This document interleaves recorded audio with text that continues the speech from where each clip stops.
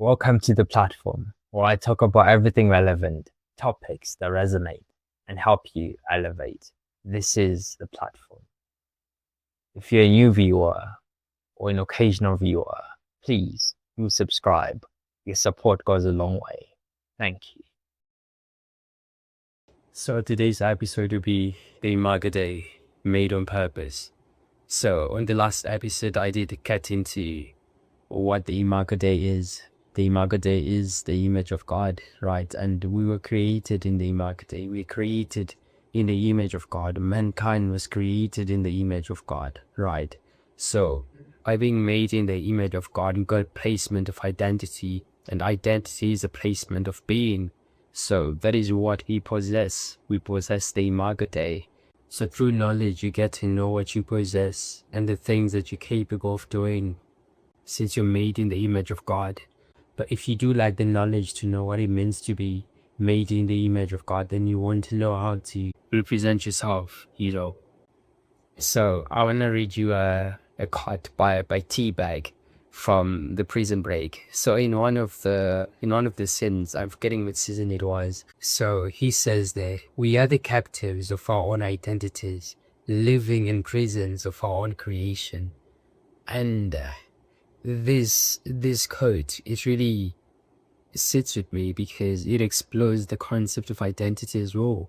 He says that we are the captives of our own identities, right? Meaning that we get to choose, we get to decide what identity or what placement of being we want to go with, right? So we are the captives of our own identities, right? So whatever identity you choose to possess, or that you allow to possess you, whatever you allow to be defined by, that is going to be your identity. And either it can limit you, or it can allow you to prosper in everything else. It can allow you to go forward. It can allow you to know that you are the city set upon a hill that cannot be hidden, that you are the salt of the earth.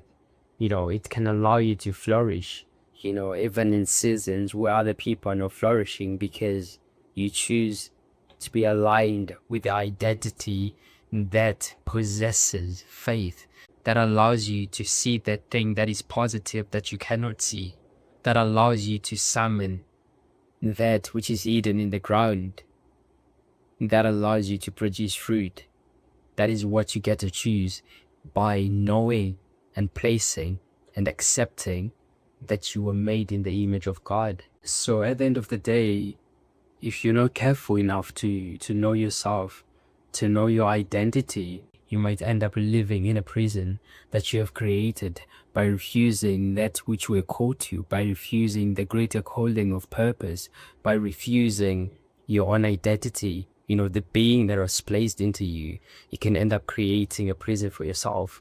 When I was back in university, one of my lectures, in one of the classes, he said that we are the authors of our own problems.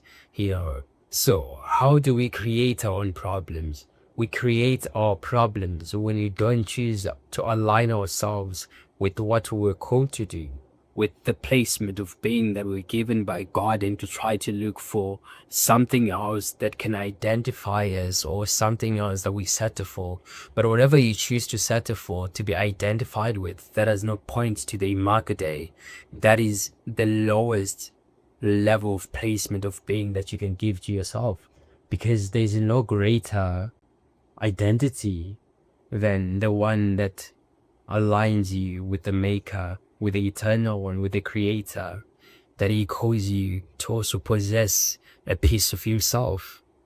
And through that, you have access to so many things. So what does that mean? It means that when you choose to be aligned, when you choose to know and to fully understand what it means to be made in the image of God, you don't get to be the author of your own problems. You get to be something more than that. You get to be someone who is always aiming at the highest good, which is to do the will of that one who sent you, to do the will of the one who made you, to do and to align yourself with the will of what it means to be made in the image of God. And since we are made in the Imago Dei, that means that we were created and set apart for glory. And nothing comes close to that standard of creation and all that God created. So what do I mean by that? I mean, can a man craft better than your soul? Can you be wiser than God? Can you sing better than the wind? Can a man run faster than lightning? Can you roar as loud as thunder? Can a man dance better than fire? Can you sculpt better than time? Can you write better than memory? Think better than history? Can you compose better than silence? Can you light better than the sun? Can you think better than the mind? These questions really help you to understand the concept of creation and to appreciate it more, and to know that you were made by a perfect designer. And when he was making everything, he took everything into account. So by being made in the Imago Dei, you get to be called so many things. You get to be called the sons and the daughters of God. You get to be called collaborators with Christ. You get to be called prosperous. You get to be called blessed.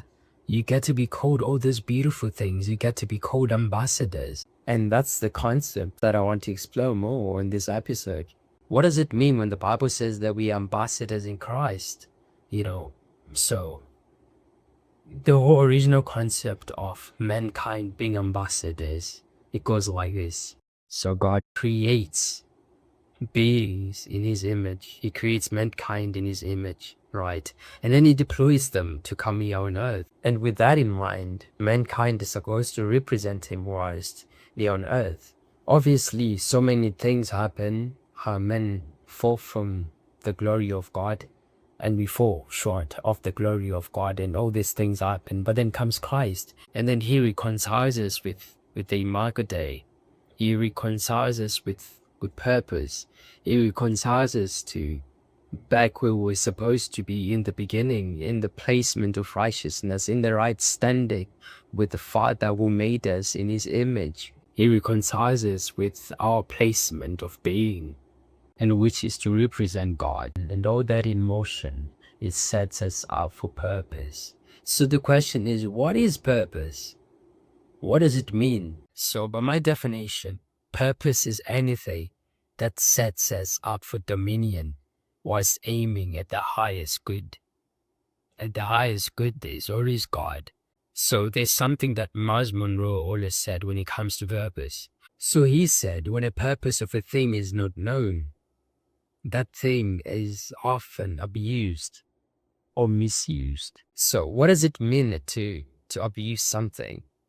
It is using it in an abnormal way that it is not meant to be used, right? So when someone doesn't know their purpose, they end up misusing what was placed into them, the being that was placed into them, because they are not representing the highest order. They are not representing the highest good.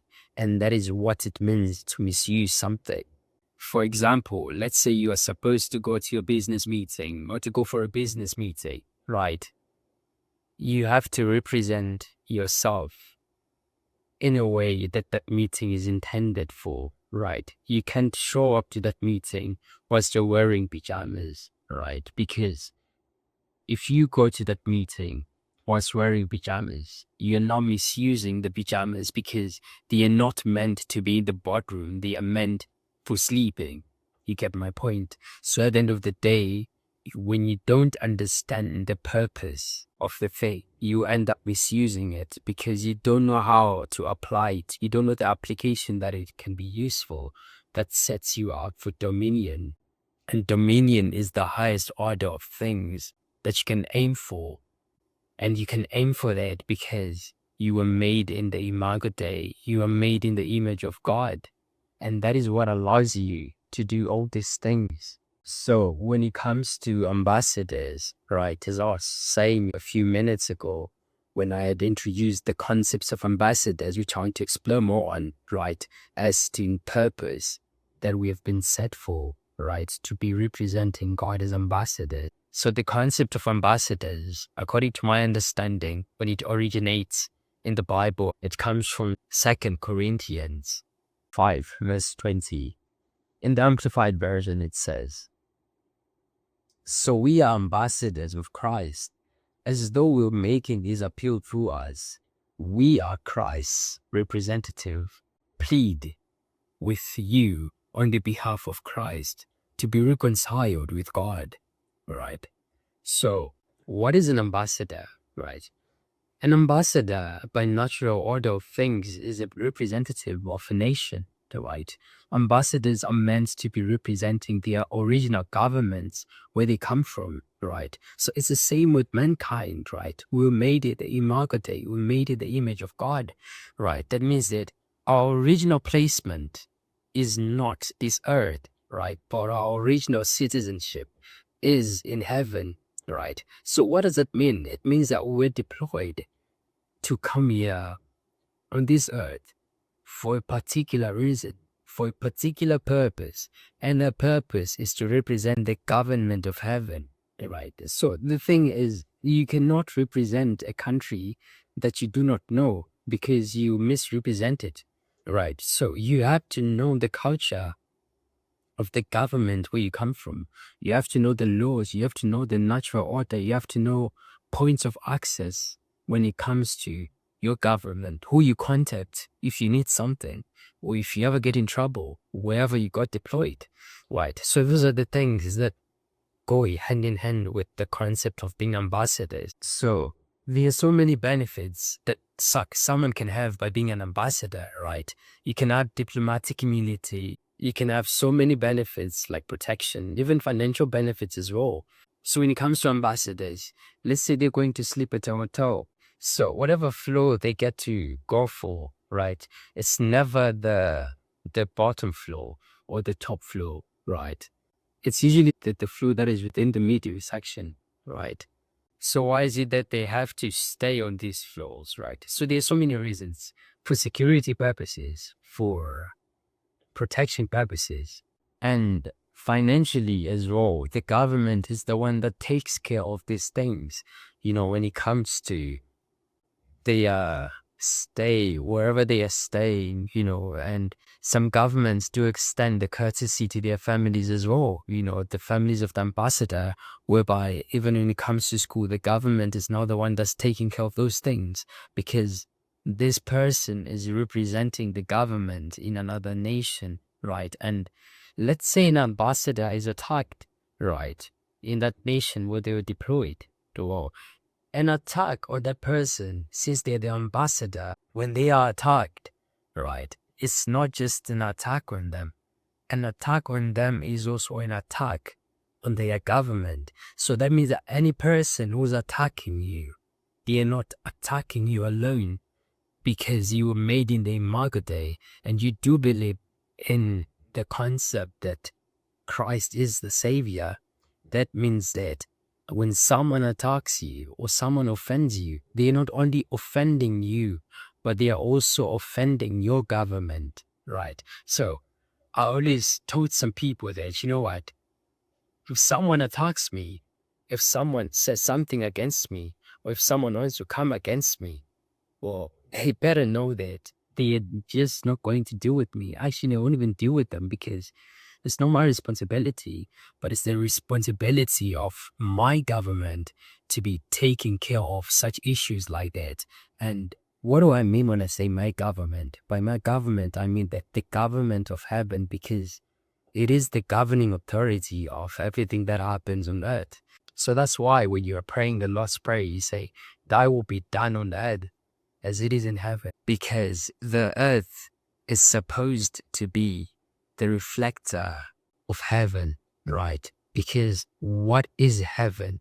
Heaven represents everything that is peaceful, that you want to summon into your life.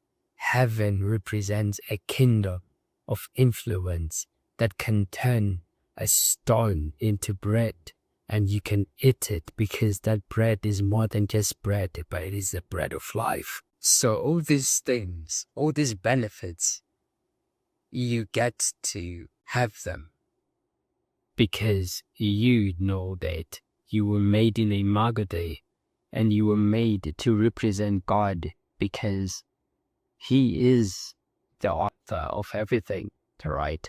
So there's so much that we can understand from the concept of the Imago Dei and the concept that leads to purpose, right?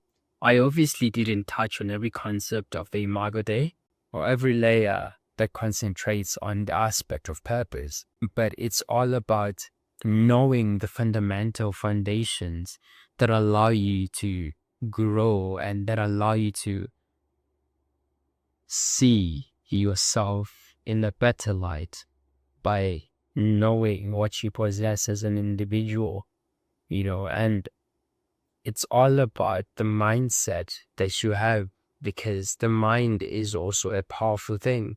As man thinks, so is he, and what you think you can become. It's all about thinking positively and you feel positive. I remember this other incident that happened when I was a little kid. So I was with my mum in the car, and then I told her I can't swallow anything. I couldn't swallow the juice. I just felt like I just couldn't swallow. I don't know why. I told her that I can't swallow, and now that I've gotten older, I understand it a bit more now. I don't know where the thought of me not being able to swallow came from, but I just felt it within my bones that, what, right now my throat is just so closed, and it was something that was within my head and that limited my capacity to be doing certain things. So the mind can also do that, because if you don't control or navigate your thoughts, that means that you are putting yourself in jeopardy, because if your thoughts don't allow you to think in a way that allows you to truly identify yourself with the Imago Dei, with God, that means that you now possess certain limitations as to what you can attain. So being made in the image of God, that also means that if you are in the right alignment with Him, you get to experience what it means to be made in the Imago Dei. You get to experience what it means to be made for a purpose. You get to know what it means to walk in dominion. So since you're made in the Imago Dei, that means that you were made on purpose. And you were made for a purpose. There's something that Pastor Stanley never used to say. He would say that every purpose has a process. So that means that whatever you are meant to be doing, right, there's obviously a process that you have to go through. Even a big tree starts by being a small seed. So as you're moving in the theme of try to find your identity, that means that you are in the process of being refined to get to your purpose and to represent your highest calling, which is dominion. And not just dominion in the slightest sense, but dominion by representing the highest good, representing the highest order that you can possibly aim for, and that is to represent God and to represent Christ as an ambassador. And through that, what we discover as you continue with your journey, you will see that everything that you want, it also wants you. And you just have to be willing to have the faith for it. Because at the end of everything, creation groans for those that are made in the Imago Dei, for them to be revealed. So, there you have it. You were made on purpose. You were made for a purpose. You were made in the Imago Dei. This is episode 3. Thank you for watching.